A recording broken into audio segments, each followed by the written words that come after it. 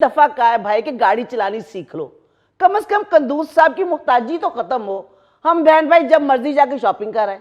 आपी क्या फायदा गाड़ी सीखने का, भाईजान ने गाड़ी को हाथ तक नहीं लगाने देना।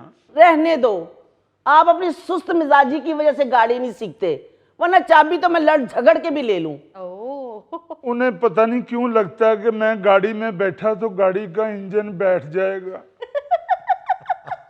हाय, मेरे फूलों जैसे भाई पे कैसे कैसे इल्जाम लगा देते हैं। फूलों जैसे नहीं, खा खा के फूलों जैसे, बल्कि फूल फूल के कुप्पों जैसे।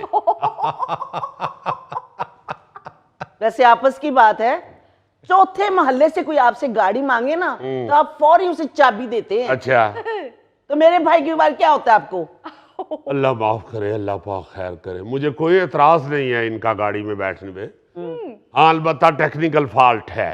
आप अगर गाड़ी के कागजात चेक करें तो उस पे जो ज्यादा से ज्यादा गाड़ी पे वजन डालने की लिमिट है, उस लिमिट से मौसूफ 100 किलो ज्यादा है। कुद्दूस साहब क्यों मजाक कर रहे हैं यार, गाड़ी में बैठने की कौन सी लिमिट है? और जी वाकई ये तो मैं मजाक कर रहा हूँ। हाँ। असल में इसे गाड़ी इसलिए नहीं दी जाती कि इसका रवैया बड़ा लापरवाह है। अच्छा। आप जरा जाके चेक करें, पीछे खड़ी है मोटर बाइक, मेरा ख्याल है 2020 मॉडल है। अच्छा। मौसूफ के रवैये की वजह से और लापरवाही की वजह से वो 1920 की लगना शुरू हो गई है।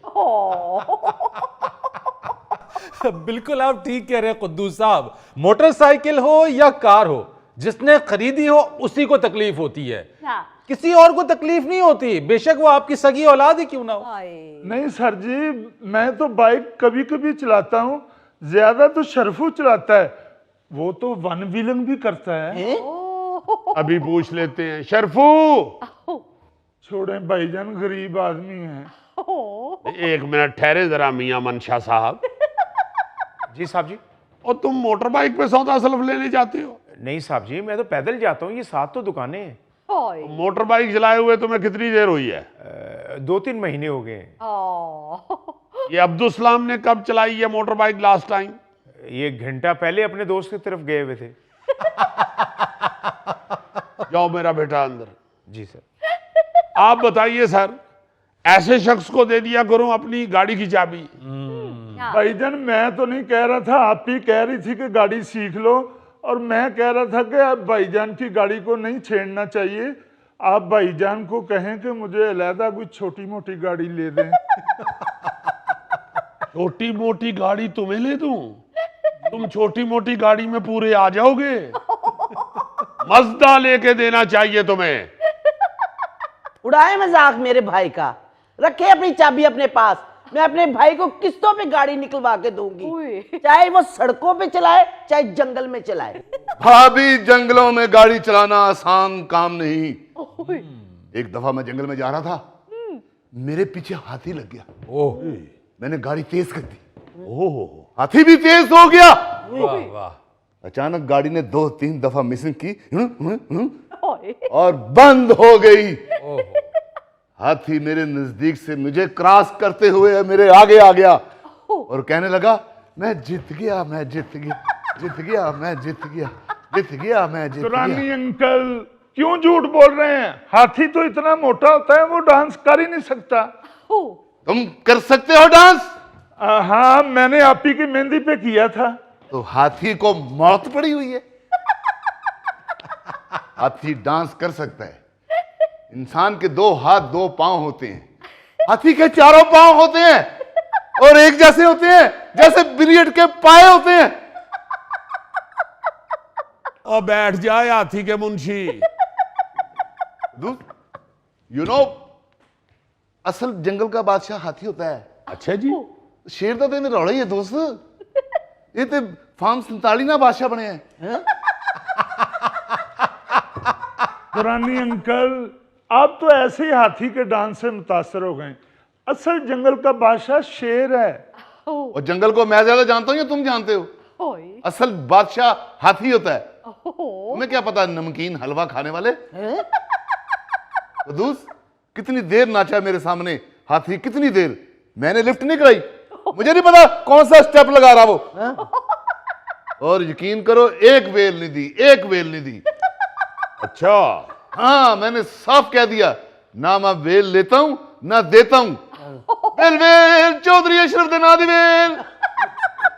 हाथी की बात हो रही थी। हाँ, हाथी की बात। कौन? कहा? नाचता रहा मेरे सामने हाथी, घूमता रहा है। मैंने वेल नहीं दी, मैंने कहा वेल नहीं दूंगा जालिम। हाँ, अलबत्ता जितना तुम डांस कर रहे हो इस तरह मैं भी डांस करके दिखा सकता हूं तुम्हें। दुरानी अंकल, जंगल में हाथी नाचा किसने देखा?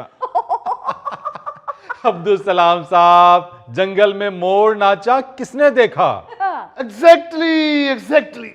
ओ यार, उसने अपने हिसाब से ही मिसाल देनी है ना।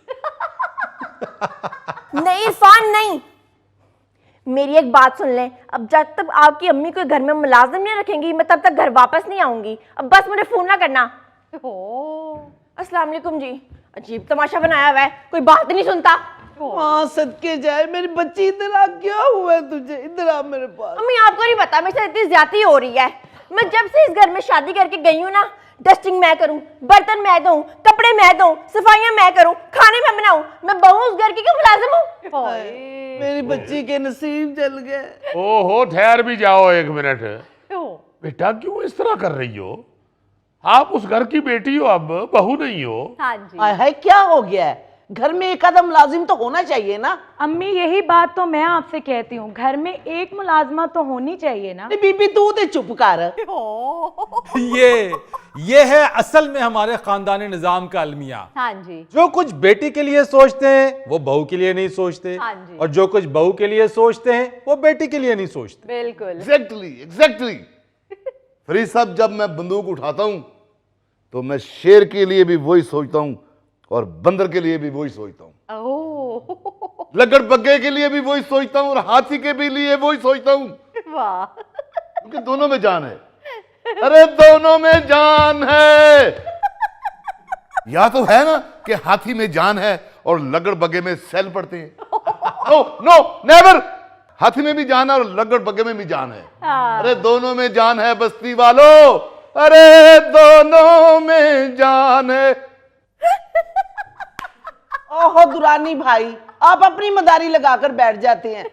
देखे ना बच्ची कितनी परेशान आई है। मम्मी, परेशानी वाली कोई बात नहीं है। अब मैंने उस घर में जाना ही तब है जब वो कोई मुलाजिम रख लेंगे। बिल्कुल सही कह रही हो तुम आयजा, घर नहीं संभाला जाता, घर में एक मुलाजमा तो होनी चाहिए। ओहो बेटा, तुम्हारा क्या मसला है? उधर तो 10-11 की फैमिली है और हमारे घर में सिर्फ 5। 5 और 5 12। और बस कर दे दुरानी भाई, आपको तो मेरा भाई नजर ही आता है। ठहर जा बीबी, तू भी ठहर जा। समझाया करो बेटी को। बेटा मेरी बात सुनो, देखो अगर उस घर में